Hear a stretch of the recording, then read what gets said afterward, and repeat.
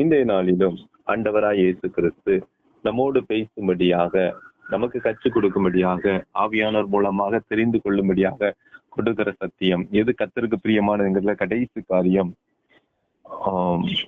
எடுத்தவங்க வாசிங்க. எபிரேயர் 13ஆம் அதிகாரம் 16வது வசனம். எபிரேயர் 13:16. அன்றியும் நன்மை செய்யவும் தான தர்மம் பண்ணவும் மறவாதிருங்கள், இப்படிப்பட்ட பலிகளின் மேல் தேவன் பிரியமா இருக்கிறார். அன்றியும் நன்மை செய்யவும் தான தர்மம் என்ன செய்யுங்க, மறவாதிருங்கள். இந்த இதன் மேல ஆண்டவர் என்ன செஞ்சிட்டு இருக்காரு, பிரியமா இருக்கிறார் என்று வேதம் தெளிவா சொல்லுகிறத நம்ம பார்க்கணும். அன்றியும் நன்மை செய்யவும் தான தர்மம் பண்ணவும் மறவாதிருங்கள், இப்படிப்பட்ட பலிகளின் மேல் தேவன் பிரியமா இருக்கிறார். இப்படிப்பட்ட பலிகளின் மேல் தேவன் பிரியமா இருக்கிறார். சரி, ஆண்டவர் இன்றைக்கு நம்மோடு கூட பேசும்படியா கற்றுக் கொடுக்கிற காரியம் என்னன்னா, பிறருக்கு நன்மை செய்வது தேவனுக்கு பிரியம். நன்மை செய்யும் போது உதவி மாத்திரம் இல்ல, அன்பு காட்டுறது கூட நன்மைதான். நம்ம நிறைய நேரத்துல நிறைய பேருக்கு நம்ம நன்மை செஞ்சிருப்போம் இல்லையா? நம்ம குடும்பத்துல உள்ளவங்க, நம்ம நேசிக்கிறவங்ககிட்ட எல்லார்கிட்டையும் நாம் நன்மை செய்திருப்போம். இதுல எந்த மாற்று கருத்தும் கிடையாது. ஆனா யாருக்கு முக்கியமா நான் நன்மை செய்யணுங்கிறது வேதம் சொல்லுகிறது. அது ரொம்ப முக்கியமா இருக்கு. ஏன்னா தேவனுக்கு பிரியங்கும் போது இன்னைக்கு உலகத்தாரும் நன்மை செய்யறார்கள், துன்மார்க்கரும் நன்மை செய்யறார்கள்.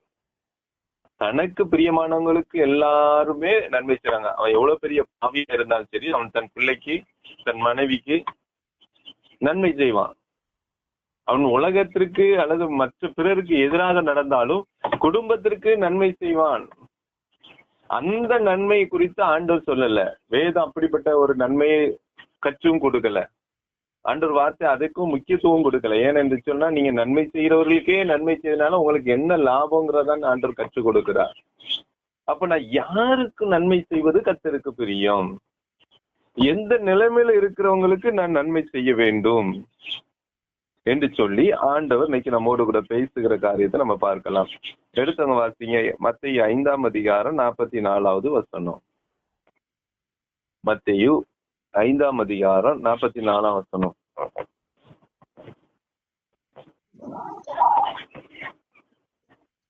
நான் உங்களுக்கு சொல்லுகிறேன், உங்கள் சத்துருக்களை சிநேகியுங்கள், உங்களை சபிக்கிறவர்களை ஆசீர்வதியுங்கள், உங்களை பகைக்கிறவர்களுக்கு நன்மை செய்யுங்கள், உங்களை நிந்திக்கிறவர்களுக்காகவும் உங்களை துன்பப்படுத்துகிறவர்களுக்காகவும் ஜெபம் பண்ணுங்கள்.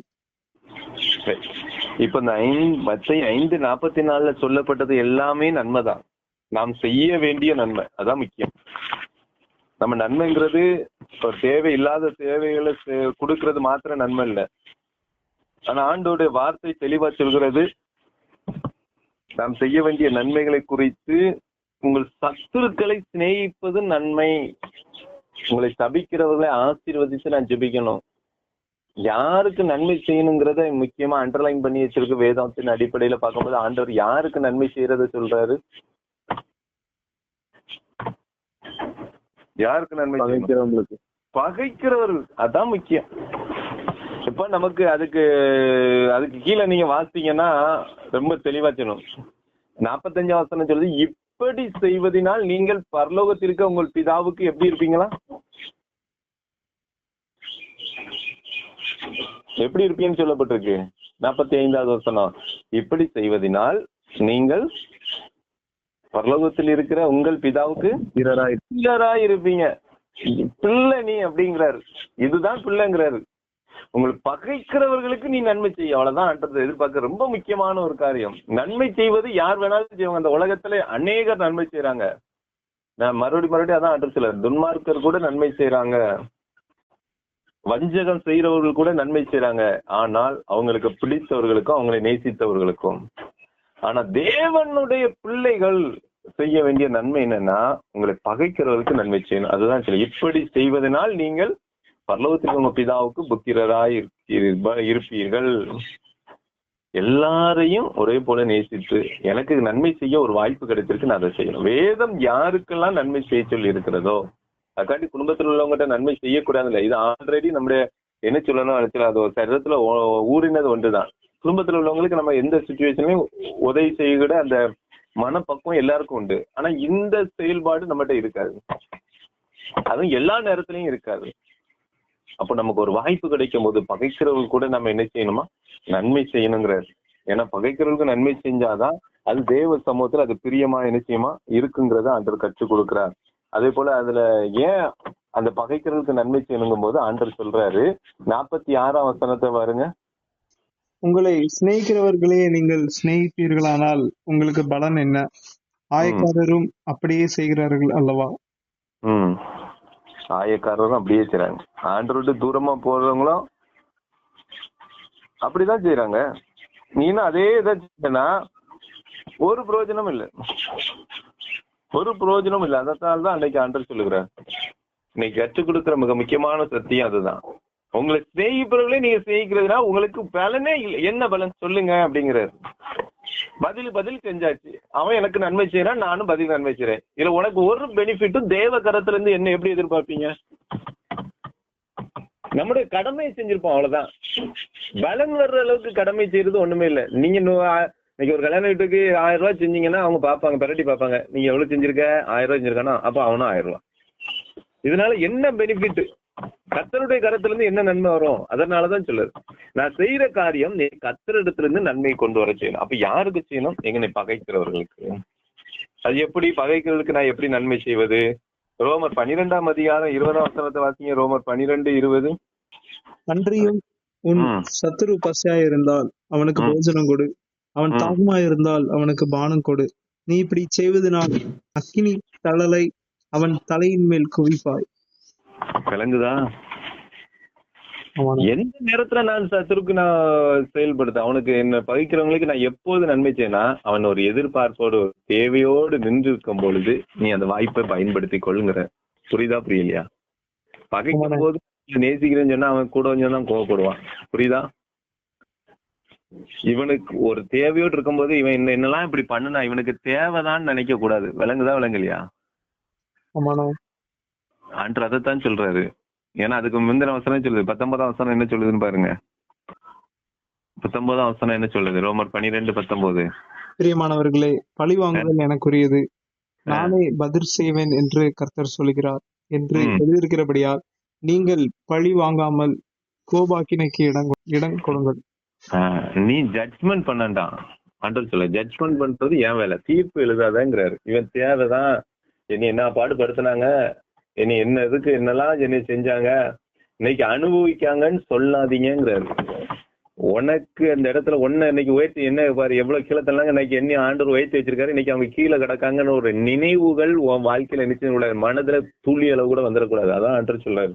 உனக்கு நன்மை ஒன்ன உயர்த்தி வச்சிருக்கிறான்னா, எதிர்த்தவங்க உன்னை பகைத்தவங்க கீழே இருக்கிறாங்கன்னா வாய்ப்பு இருக்கும் போது அவங்களுக்கு நன்மை செய்து விடு. நன்மை செய்யணும், அவ்வளவுதான். என்ன உயர்த்தி வச்சிருக்கிறாரு, அதுதான் பெரிய உங்களுக்கு கொடுக்கிற மிகப்பெரிய தண்டனை. நீ செய்யற நன்மை அது அவங்களுக்கு தண்டனை போலதான். நீ பதிலுக்கு பதில் தீமை செய்யறது தண்டனை அல்ல, நீ செய்யற நன்மை தான் அவங்களுக்கு தண்டனை. அதான் சொல்லப்பட்டிருக்கு, இப்படி நீ செய்வதனால் அக்கினி தழலை அவன் தலையின் மேல் குவிப்பாய். விளங்குதா விளங்கலையா? ஆமாண்ணா. ஏன்னா அது ஆண்டவர் ரொம்ப முக்கியமா தெளிவா இன்னைக்கு ஆண்டவர் நம்மோடு கூட பேசுற சத்தியத்தை நான் புரிஞ்சுக்கணும். அப்போ பகைக்கிறவர்களுக்கு நன்மை செய்யணும். எப்ப அதை நன்மை செய்ய? நமக்கு ஒரு காலத்துல ஆண்டவர் இன்னைக்கு இருக்கும்போது, இன்னைக்கு நம்மள ஒருவேளை காரணம் இல்லாம பகைக்கிறாங்களோ, காரணம் இல்லாம நம்மளை தூசிக்கிறாங்களோ, பரவாயில்ல. ஆனா ஒரு காலத்துல உன்னை ஆண்டவர் உயர்த்தி வைத்திருக்கும் போது அவங்க தேவையோடு நின்று கொண்டிருந்தால், நீ அவர்கள் தேவைகளை உன்னால சந்திக்க முடியும் அளவுக்கு ஆண்டவர் உன்னை உயர்த்தி வைத்திருந்தால் அவர்கள் தேவைகளை நீ சந்தித்துதான் ஆக வேண்டும். அதுதான் தேவனுடைய பிள்ளை. விளங்குதா உங்களுக்கு? அதுதான் தேவனுடைய பிள்ளை. அவர்கள் தான் கர்த்தருக்கு பிரியமானவர்கள், அவர்கள் தான் கர்த்தருடைய புத்திரர் என்றும் வேதம் தெளிவா சொல்லுகிறது. இப்படி செய்யறதுன்னா நீங்க உங்க பரலோகத்திற்கு பிதாவுக்கு புத்திரரா இருக்கிறீர்கள். அப்ப நம்முடைய வாழ்க்கையில இதை நம்ம செய்கிறோமான்னு கொஞ்சம் யோசிச்சு பாருங்க. முதல்ல நான் பகைக்கிறவர்களுக்கு நன்மை செய்யணும். ஏன்னா இது ஆண்டவர் பிரியப்பட்டுகிறது. மறுபடியும் அதைத்தான் நம்ம தெளிவா சொல்லணும். நான் நிறைய பேருக்கு நன்மை செஞ்சிருக்கேன், சொல்லியும் காட்டக்கூடாது, சொல்லியும் கொடுக்க வேண்டிய அவசியம் இல்லை. நம்ம செஞ்சா ஆண்டவர் பலன் தரப்போறாரு. நமக்குடைய காரியங்கள் அவர் மனிதன் அல்ல. நம்ம ஒரு நன்மை, இந்த நன்மை உங்களுக்கு செஞ்சிருக்கேன்னு ஆண்டவரேன்னு சொல்லி காமிக்க வேண்டிய அவசியம் இல்லை. நீ நன்மை செஞ்சுக்கிட்டே அதற்கேற்ற பலன் அவர் கொடுப்பார். ஃபர்ஸ்ட் நான் செய்யக்கூடிய நன்மை என்னை பகைக்கிறவர்களுக்கு நான் நிச்சயமாக, ஒருவேளை நம்மளை குறித்து குறையா பேசியிருக்கலாம், நம்மளை குற்றவாளி என்று தீர்த்திருக்கலாம். ஆனா ஒரு வாய்ப்பு நம்மளை தேடி அவங்க வரும்பொழுது நான் அவர்களுக்கு நன்மை செய்யாமல் இருக்கக்கூடாது. எத்தனை நாள் என்ன எப்படி பாடாப்படுத்துறீங்க, ஏன்ட்டு நானும் செய்ய மாட்டேன்னு சொல்லிட்டு என்ன செஞ்சிடக்கூடாது, நாமளும் என்ன செஞ்சிடக்கூடாது, அவங்களை போல பேசி விடக்கூடாது. விளங்குதான் விளங்கலையா? ஆமாண்ணா. ஏன்னா அது தேவனுடைய பிள்ளைகளுடைய செயல் அல்ல. அதைத்தான் இன்னைக்கு ஆண்டு நம்மோடு கூட பேசுகிறது நாம் தெரிஞ்சு கொள்ள வேண்டும். அதைத்தான் ஆண்டவரும் இன்னைக்கு நமக்கு கற்றுக் கொடுக்கிறார். அதே போல நீதிமொழிகள் 3ஆம் அதிகாரம் 27ஆம் வசனத்தை வாசிங்க. நீதிமொழிகள் 3ஆம் அதிகாரம் 27.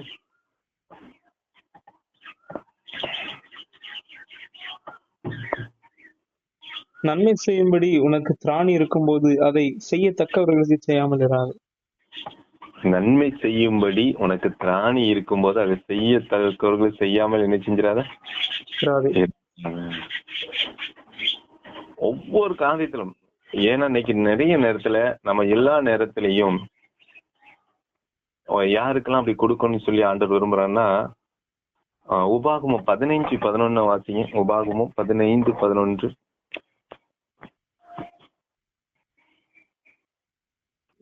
தேசத்திலே எளியவர்கள் இல்லாதிருப்பதில்லை, ஆகையால் உன் தேசத்திலே சிறுமைப்பட்டவனும் எளியவனுமாகிய உன் சகோதரனுக்கு உன் கையை தாராளமாய் திறக்க வேண்டும் என்று நான் உனக்கு கட்டளையிடுகிறேன்.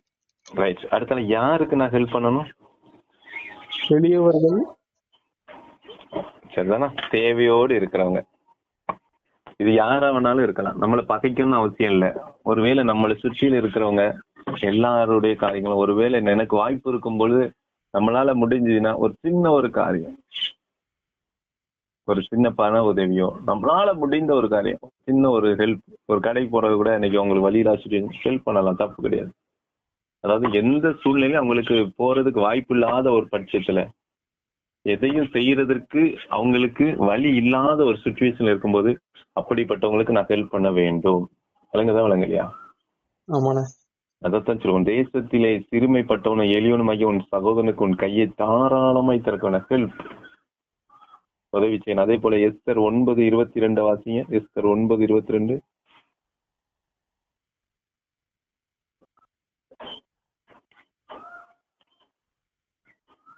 எஸ்தர் 9ஆம் அதிகாரம் 22ஆம் வசனம். அந்நாட்களிலே விருந்துண்டு சந்தோஷம் கொண்டாடவும் ஒருவருக்கொருவர் வரிசைகளை அனுப்பவும் எளியவர்களுக்கு தான தர்மம் செய்யவும் வேண்டும் என்று திட்டம் பண்ணினான்.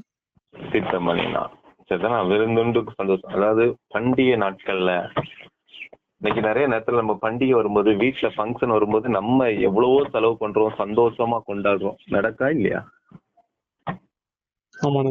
அந்த நேரத்திலையும் கூட நான் எளியவர்களை நான் நினைக்க வேண்டும் என்று கர்த்தர் சொல்லுகிறார்.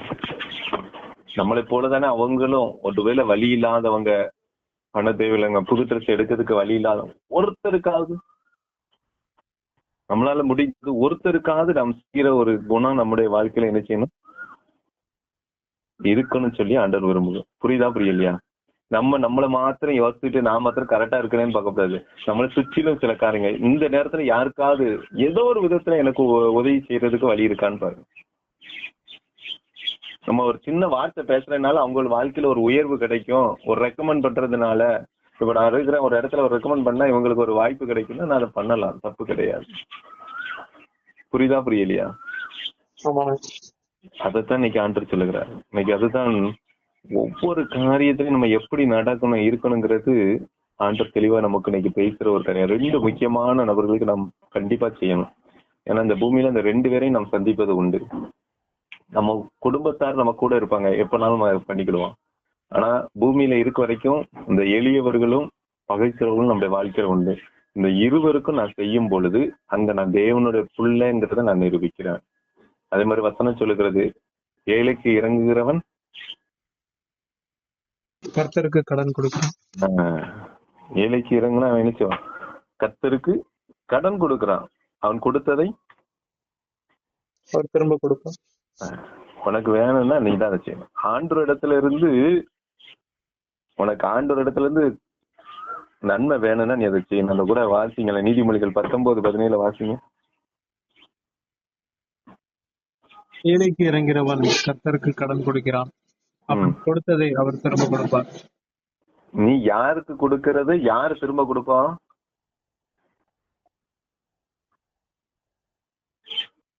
யாருக்கு கொடுக்கறத யாரு திரும்ப கொடுப்பா? ஏழைக்கு கொடுக்கறத ஆண்டவர் திரும்ப கொடுப்பார். இதுதான் matter. ஏன்னா அவனால திருப்பி செய்ய இயலாது. ஆனா நாம செய்யற ஆளு ஃபுல்லா நம்மளால நமக்கு திருப்பி ரிட்டர்ன் பல மடங்கு செய்யக்கூடிய ஆள்கிட்ட தான் நம்ம இன்னைக்கு நன்மை செய்ய பிரயாசப்படுறோம். ஏழைகளுக்கு கொடுத்தாதான் ஆண்டவர் கருத்து திரும்ப வரும். நீ உலகத்தால நமக்கு நம்ம கொடுக்குற ஆள் இவங்களுக்கு கொடுத்தா நன்மை. நீ ஹெல்ப் பண்றது வேற. நீ நான் போய் மாட்டிக்கிட கூடாது. அதுக்காண்டி ஒருத்தர் போய் கடனுக்கு போய் நான் போய் ஆண்டவர் வசனம் சொல்லுது இவங்க நல்ல மனுஷன் அதனால வட்டிக்கு கொஞ்சம் கடன் வாங்கினாங்க அதுக்காண்டி நீ போய் ஜாமீனுக்கு போய் கையெழுத்து போட சொல்லல ஆண்டவர். விளங்குதா விளங்கலையா? அது ரொம்ப முக்கியம். உன்கிட்ட இருக்கிறதுல முக்கியமானது இதை உன்னால செய்ய முடியும், இதனால உனக்கு சைதகம் இல்ல, இதனால ஆண்டவர் சந்தோஷப்படுவார்னா அதை நீ செய்யலாம்.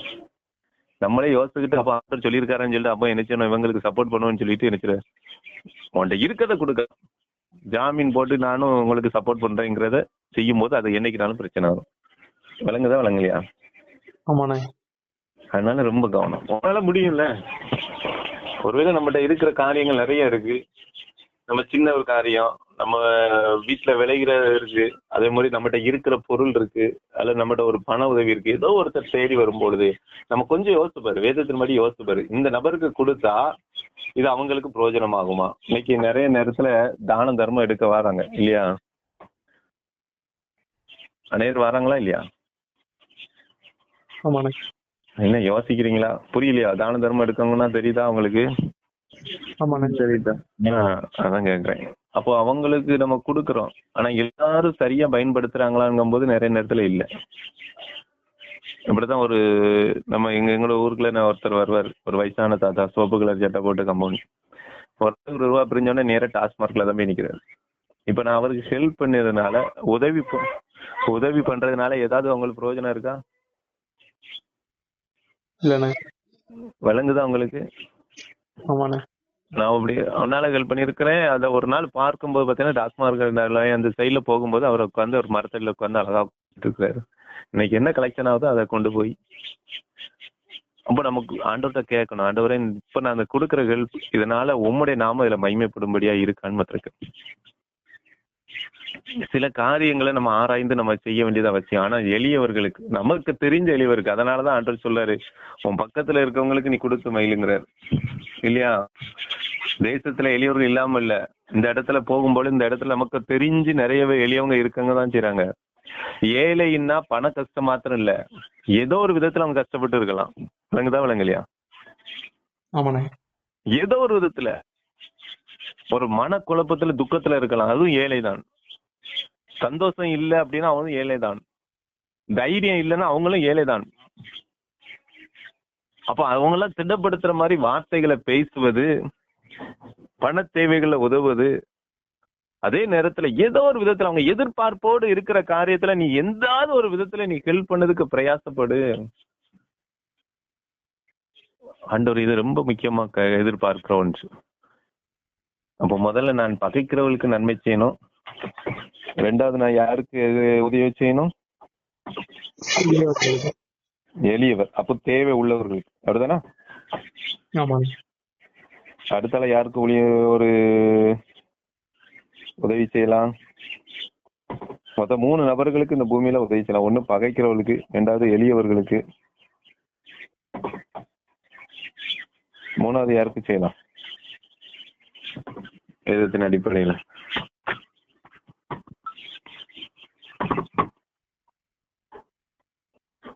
யாருக்கு பண்ணலாம்? மூன்றாவது ஒரு நபர்களை யாராவது ஒருத்தருக்கு செய்யுங்களா பாப்போம்.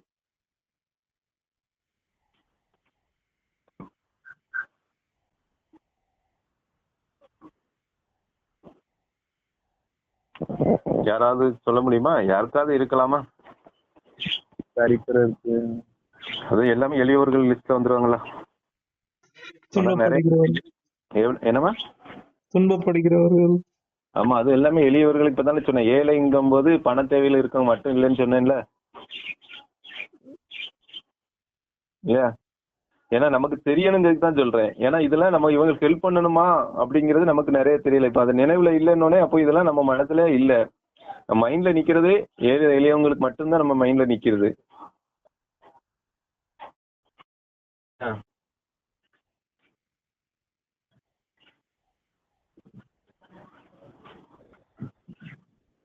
வேற யாருக்கு? நீங்க தான் அதை யோசிச்சு சொல்லும் பொழுது அது உங்களுக்கு கண்டிப்பா அது பிரயோஜனமா இருக்கும்.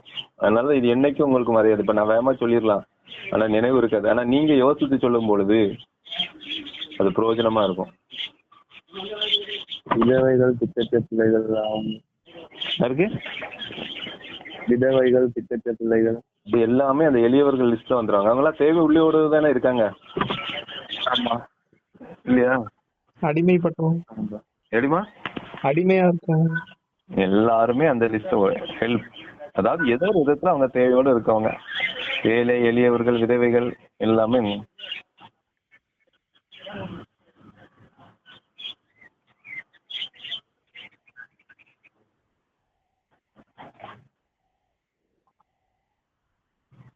சபையில பாஸ்டர் அவங்களுக்கு வாசிக்கிறேன் பார்ப்போம். ரோமர் 12:13.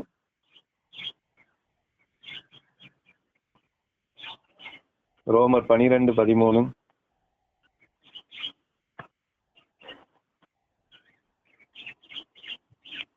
பரிசுத்தவான்களுடைய குறைவில் அவர்களுக்கு உதவி செய்யுங்கள், அங்கே உபசரிக்க நாடுங்கள். பரிசுத்தவான்களுடைய குறைவில் அவர்களுக்கு என்ன செய்யணுமா? உதவி செய்யுங்கள். உதவி செய்யணும்.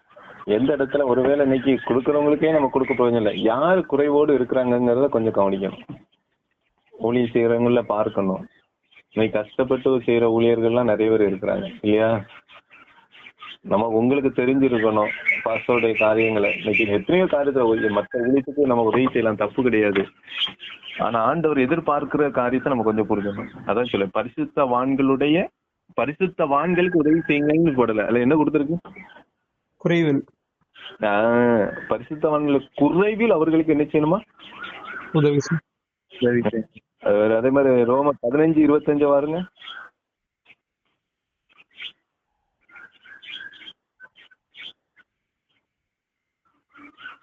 இப்பொழுதோ பரிசுத்தவான்களுக்கு உதவி செய்யும் காரியமாக நான் எருசலேமுக்கு பிரயாணம் பண்ண எத்தனமாயிருக்கிறேன்.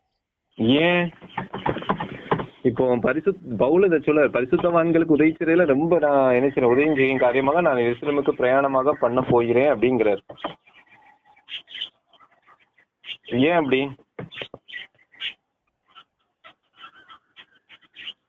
எதுக்காக அவங்களுக்கு செய்யணும் சொல்லுங்களேன். அது தெரியணும்ல. சும்மா செய்யுங்க நம்மளும் சொல்லிடுறோம். ஏன் செய்யணும்னு தெரியணுமா இல்லையா? அவங்க மூலமா தான் ஆண்டோடைய வார்த்தை நமக்கு கிடைக்கும். Very good. அதை வாசிருங்களேன். வசனம் இருக்கணும்ல, சும்மா சொல்லிடவும் கூடாது. அதே 15:27 வாசிங்க பார்க்கலாம். இப்படி செய்வது நல்லதென்று எண்ணினார்கள். இப்படி செய்கிறதற்கு அவர்கள் கடனாளியாயும் இருக்கிறார்கள். எப்படி என்றால், புறஜாதியார் அவர்களுடைய ஞான நன்மைகளில் பங்கு பெற்றிருக்க சரீர நன்மைகளால் அவர்களுக்கு உதவி செய்ய இவர்கள் கடனாளியா இருக்கிறார்களே. அவ்வளவுதான். ஞான நன்மைகளில் பங்கு பெற்றிருக்கிறதுனால உங்களுக்கு நம்முடைய காரியங்களை நமக்கு சொல்றாங்கல்ல. இப்ப நமக்கு ஆண்டவர் ஒருத்தர் அந்த ஏதாவது ஒரு காரியத்துல என்ன அன்னைக்கு போற சபையில இல்ல காரியங்கள் அல்லது நம்ம சந்திக்கிற நபர்கள்ல ஏதோ ஒரு காரியத்துல ஆண்டவர் அவங்களுக்கு ஒரு காரியத்தை செய்யும் பொழுது உனக்கு இதனால உனக்கு நன்மை கொடுத்துருப்பாங்க. அவங்க எந்த இடத்துல தேவையா இருக்காங்களோ அதுக்கு செய். அதுதான் சில. அதனால இவங்க இன்னைக்கு பாஸ்டர் கொண்டு போய் அதை கொடுக்குறேன் இதை கொடுக்குறேன், தப்பு கிடையாது. பட் ஆனா எதுல அவங்க குறைவு இருக்கிறாங்க, எனக்கு ஞான நன்மை கொடுக்குறாங்க, அவங்க உலக நன்மையில எதுல குறைவு, அதை மாத்திரம் நீங்க என்ன செய்யுங்கிறது ஆண்டோடைய வார்த்தையா இருக்கு, திட்டமா இருக்கு. அதனாலதான் இந்த காரியத்தை. அதே போல ரோமர் 16:2 வாசிங்க. ரோமர் 16:2. எந்த காரியத்தில் உங்கள் உதவி அவர்களுக்கு தேவையா இருக்கிறதோ அதிலே நீங்கள் அவர்களுக்கு உதவி செய்ய வேண்டும் என்று அவளை உங்களிடத்தில் ஒப்புவிக்கிறேன். அவள் அனைவருக்கும் எனக்கும் கூட ஆதரவா இருந்தவள். சில இடத்துல எந்த காரியத்துல நமக்கு இந்த தேவைகள் இருக்கோ அவங்களுக்காக நம்ம என்ன செய்யணுமா செய்ய வேண்டும் அன்ற இதைத்தான் இன்னைக்கு அன்ற சொல்றாரு. அப்போ மூன்றாவது யாருக்கு நான் செய்யணும்? நம்மளை நடத்துகிறவர், நம்ம ஊழியர் இல்லையா, மெய்ப்பர்களுக்கு நம்ம என்ன செய்யணும்? தேவையோடு இருக்க மெய்ப்பர்களுக்கு மட்டுமே. அதுதான் ரொம்ப முக்கியம். நன்மை என்பது அதுதான். காணிக்கை அனுப்புறது வேற, நம்ம மனதார என்ன ஒப்பு கொடுத்து தெரியுது. ஹெல்ப்ங்கிறது ஒரு புரியுதா புரியலையா? காணிக்கை என்பது என்னுடைய சம்பளத்தை நான் என்ன செஞ்சுட்டு இருப்பேன், அது கூட தசமபாகம் எடுக்கிறது, இது எல்லாமே எடுத்து நான் அனுப்புறது, அது எல்லாமே ரெகுலரா நடக்கும். நன்மைங்கிறது குறிப்பிட்ட தேவைகளில் அதை நாம் அவர்களுக்கு பூர்த்தி செய்வதற்கு என்னால் முடியும் என்றால் அதை நான் செஞ்சிருக்கணும். புரியுதா புரியலையா? இதெல்லாம் ஆண்டத்தை நம்ம கேட்கலாம். அப்ப இந்த 3 நபர்களை நம்ம இந்த பூமியில வாழ வரைக்கும் மறந்துடக்கூடாது. இந்த நன்மைகள்ல தான், இப்படிப்பட்ட நன்மைகளை தான் தேவன் பிரியப்படுகிறார். 2வது, இதுக்குதான் ரிட்டர்ன் பதில் உனக்கு கிடைக்கும். இந்த சிறியருக்கு ஒருவருக்கு ஒரு கலசம் தண்ணீர் கொடுத்தா கூட அதில் பலனை அடையாமல் போவார்கள். அப்படிதானே? என் ஊழியக்கார நிமித்தம் அதை செஞ்சா அது கண்டிப்பா நான் அதை செய்வேங்கிறார் ஆண்டவர். அதைத்தான் ஒரு கலசம் தண்ணீர் கொடுத்தா கூட அது இன்னைக்கு நம்ம அதை புரிஞ்சுக்கொள்ளணும். இன்னைக்கு ஆண்டவர் இன்னைக்கு எதிர்பார்க்கிற நம்மளுடைய காரியங்கள் இந்த இடத்துல யாருக்கு நன்மை செய்யணும், நம்ம கரெக்டா நன்மை செய்யறோம், அது நம்ம செய்யறா அது கரெக்டா இருக்குமா? அந்த ஒரு வசனம் கூட உங்களுக்கு அந்த ஒரு வசனத்தை கூட வாசிங்களேன். மத்தேயு 10:42 வாசிங்க. மத்தேயு 10:42.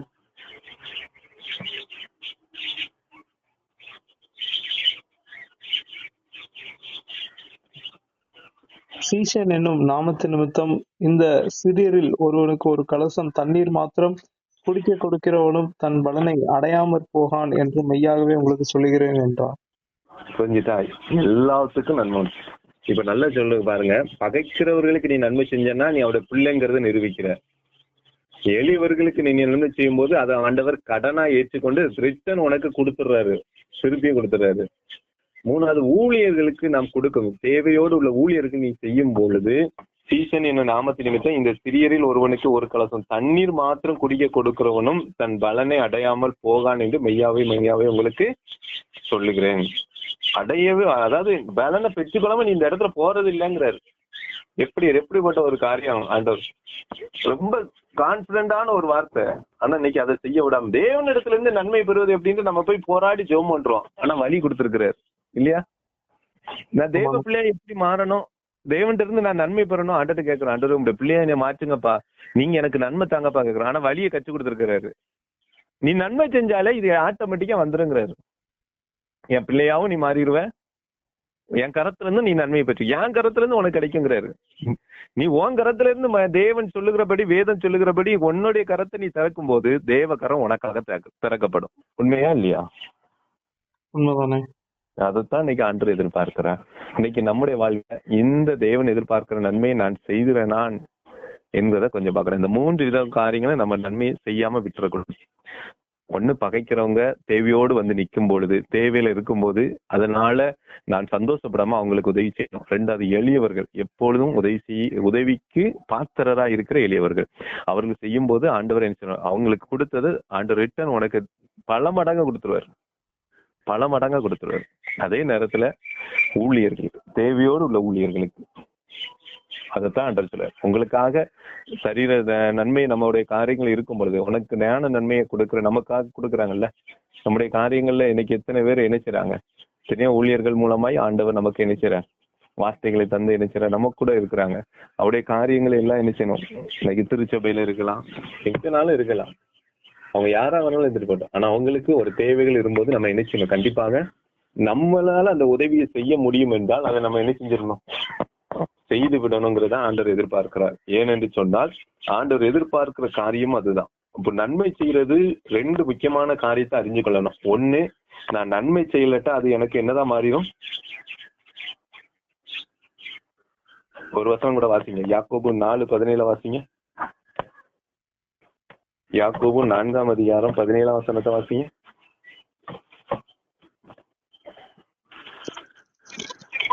ஆதலால் ஒருவன் நன்மை செய்ய அறிந்தவனாயிருந்தும் அதை செய்யாமற் போனால் அது அவனுக்கு பாவமாயிருக்கும். விளங்கிட்டா? இந்த இடத்துல இந்த 3 பேருக்கும் நன்மை செய்யக்கூடிய உனக்கு அறிஞ்சிருக்கிற பகைக்கிறதுக்கு செய்யணும், எளியவர்களுக்கு செய்யணும், ஊழியர்களுக்கு செய்யணும். அதாவது தேவைகள் நிறைந்த ஒரு உலகத்துல உன்னால இந்த தேவைகளை சந்திக்க முடியும் என்று சொன்னால் அதை நீ செய்யாமல் இருக்க கூடாது. அன்றைக்கு தெளிவான ஒரு வார்த்தை மூலமா நம்மோடு பேசுற. அப்ப இந்த வார்த்தைகளை உன்னால முடியும், அதை நீ பிறகு பார்த்துக்கலாம், இப்ப இல்ல, அது ஆண்டவர் அவங்களை நடத்துவாங்க, ஒவ்வொரு காரியத்திலும் உன்னோடு பேசும் பொழுது, உன் இருட்டாண்ட பேசும்போது இந்த 3 நபர்களுக்கு நீ மறந்துடாத. ஏன்னா அதனால நீ தேவனுடைய பிள்ளைன்னு அங்கீகரிக்கப்படுகிற. 2வது கடனாக அது ஏற்றுக்கொள்ளப்படுகிறது. 3வது மிகுந்த பலனா உனக்கு ரிட்டர்ன் வரும். ஒரு கலசம் தண்ணீர் கொடுத்தாலும் அதற்கேற்ற பலனை அவர்கள் அடையாமல் போவதில்லை. கன்ஃபார்ம்டு அதுக்கு நன்மை வரும். கன்ஃபார்ம் நன்மை என்பதை இன்னைக்கு ஆண்டவர் தெளிவா பேசினாங்க. அதனால ஆண்டவருக்கு நம்ம வார்த்தையின்படி கீழ்ப்படியும். அப்படி செய்யாத பட்சத்துல நாம தெரிந்தோம், எனக்கு ஒரு வாய்ப்பு இருந்தோம், நான் அந்த நன்மை செய்யலைன்னா அது எனக்கு ஃபர்ஸ்ட் பாவமா மாறிடும்.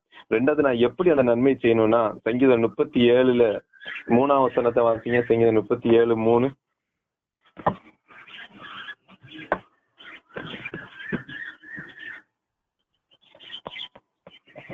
சங்கீதம் 37:3 வாசிங்க, வேகமா வாசிங்க. கர்த்தரை நம்பி நன்மை செய், தேசத்தில் குடியிருந்து சத்தியத்தை மேய்ந்து கொள்.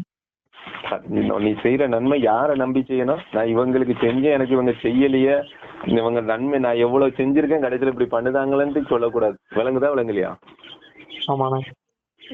யாரை நம்பி நன்மை செய்யணும்? இந்த 3 பேருக்கு செய்யும் போது, பகைக்கிறவர்களுக்கும் எளியவர்களுக்கும் ஊழியர்கள் செய்யும் போது யாரை நம்பி செய்யணும்? நான் ஆண்டவரை நம்பி செய்யணும். என்னது, நான் இவங்களுக்கு செஞ்சா நான் ஆண்டவர் புத்திரர், ஆண்டவர் பிள்ளை, அதை நினைக்கணும். நான் இவ்வளவு செஞ்சு நான் அவங்களுக்கு நன்மை செஞ்சு கடைசியில் இப்படி பண்ணிட்டாங்களேன்னு சொல்லக்கூடாது. அவங்கள நம்பி நம்ம என்ன செய்யக்கூடாது?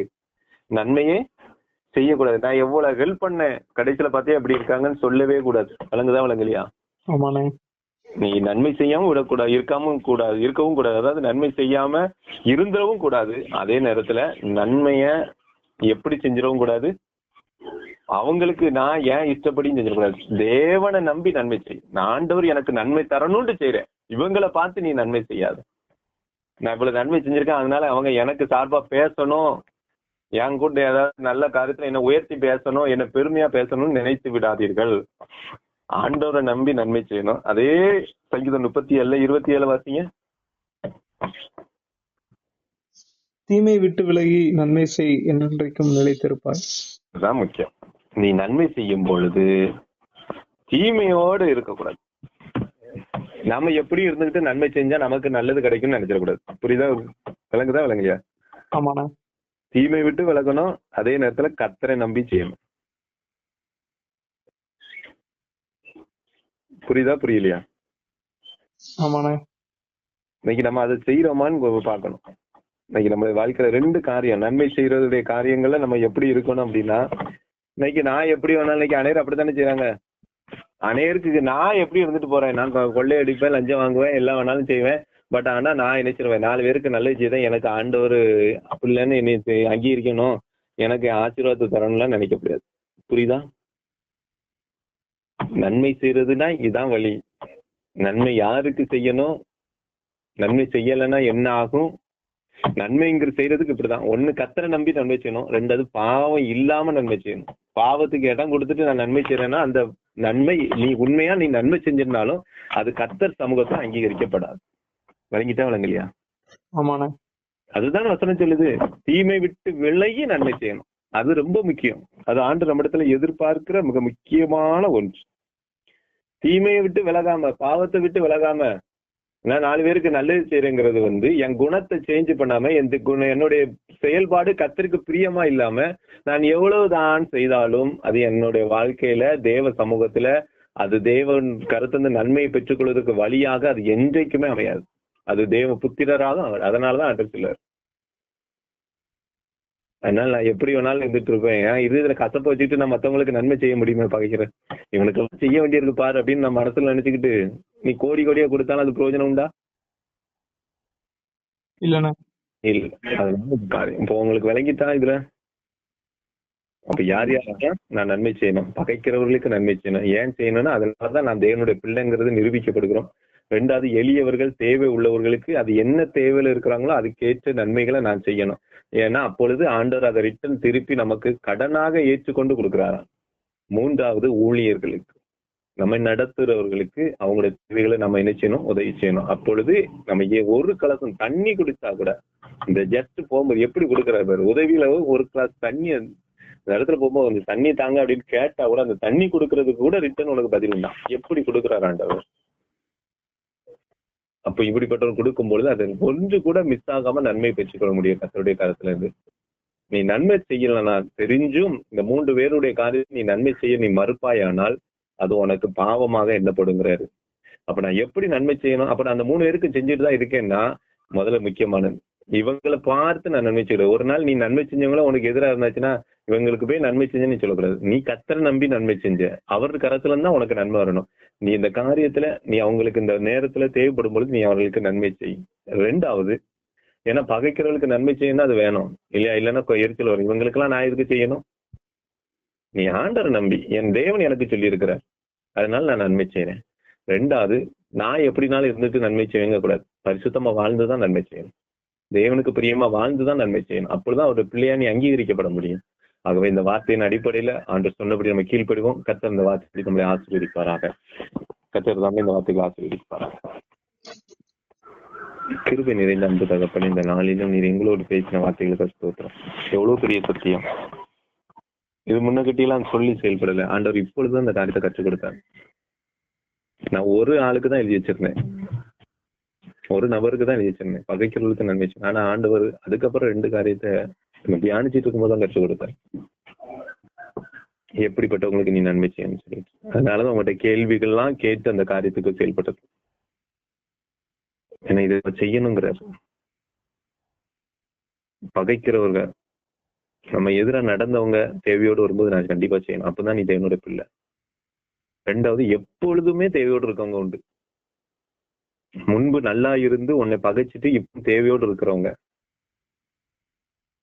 அதான் பகைக்கிறவங்க, அவங்களுக்கு நன்மை செய்யணும்.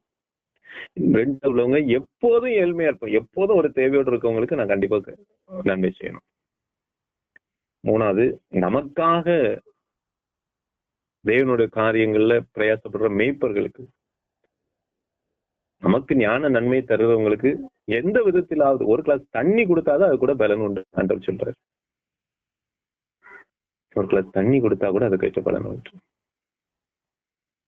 நல்லா இருந்துச்சு இன்னைக்கு அவங்கள காரியங்கள். இன்னைக்கு நிறைய நேரத்துல ஊழியர்களை நம்ம கனம் பண்றது அவசியம். அவங்க தேவைகள், அதாவது சொல்றாரு, அவங்களோட தேவைகள்ல நம்ம என்ன செய்யணுமா? உதவி செய்ய வேண்டும். அந்த சூழ்நிலை நமக்கு நன்மை செய்ய, நம்மளை பகைத்தவங்களுக்கு நன்மை செய்ய வேண்டியிருக்கு, நமக்கு ஞான நன்மைகளை கொடுத்தவங்களுக்கு நன்மை செய்ய வேண்டியிருக்கு, எப்போதும் தேவையோடு இருக்கவங்களுக்கும் நான் நன்மை செய்ய வேண்டியிருக்கு. அவங்க எனக்கு நன்மையும் செய்யல, யாருன்னு தெரிய வேண்டிய அவசியம் இல்லை. என்னை பகைக்கவும் இல்லை, எனக்கு நன்மையும் செய்யல, அவங்களுக்கும் நான் நன்மை செய்யணும். என்னை பகைக்கிறவங்களுக்கு நன்மை செய்யணும். எனக்கு நன்மை செய்யறவன்னா யாரு? உலகத்துல அல்ல, ஆவிக்கிற வாழ்வில உனக்கு நன்மை செய்யறவங்களுக்கு நீ கண்டிப்பா உதவி செஞ்சு ஆகணும். ஆகவேதான் இந்த நாளிலும் ஆண்டவர் நம்மோடு கூட கற்றுக் கொடுத்த வார்த்தைக்காக ஆண்டவருக்கு நன்றி சொல்லுவோம். இப்ப அந்த வார்த்தையின்படி எங்களை வழிநடத்துங்கப்பா. எங்களை பகைக்கிறவங்களுக்கு, அதே நேரத்துல எங்களுக்கு ஞான நன்மை கொடுத்தவங்களுக்கு, எங்களை பகைக்கவும் இல்லை, எங்களுக்கு நன்மையும் செய்யாத இப்படிப்பட்டவங்களுக்கும் நான் என் வாழ்க்கை நன்மை செய்யணும். இதுதான் கர்த்தர் பிரியப்படுகிறது. இந்த வார்த்தையின் அடிப்படையில ஆண்டவர் நம்மோடு கூட இடைப்பட்டிருக்கிறார். அந்த வார்த்தைக்கு கீழ்ப்படிவோம். அப்பொழுது தேவனுடைய பிள்ளையாக இருந்து அவர் கரத்துல இருந்து நன்மை பெற்றுக்கொள்ள முடியும். நாம ஆண்டு சமூகத்துல போராடி ஆண்டவர் நம்முடைய பிள்ளைய வாழ உதவி செய்யுங்க, உங்களுடைய நன்மை தாங்கன்னு கேட்கறத விட ஆண்டவர் சொல்றபடி நாம் நடந்தோமானால் ஆட்டோமேட்டிக்கா நம்முடைய வாழ்க்கையில எல்லாம் கிடைக்கும் என்பதை இன்னைக்கு ஆண்டவர் கற்றுக் கொடுத்தா, அதற்கு செய்யாம விட்டோம்னா அது பாவம். அதே நேரத்துல செய்கிறதுனால பாவத்தோடு செய்யவும் கூடாது, அதே நேரத்துல மனுஷனை நம்பியும் செய்யக்கூடாது, கர்த்தரை நம்பி செய்யணும் என்பதை இன்னைக்கு பேசுனதுக்கான நன்றி. அந்த வார்த்தை முடியங்களை நடத்துங்க, பலப்படுத்துங்க, கிருபை கூட இருக்கட்டும். கேட்ட பிள்ளைங்களை ஒவ்வொரு வாழ்க்கையும் அது பிரயோஜனமாக்கட்டும். துதி கன மகிமை எல்லாம் நம்ம பேச்சிருக்கு. இயேசு கிறிஸ்துவின் ஜெபிக்கிற எங்கள் ஜீவன்ல நல்ல பிதா, ஆமென்.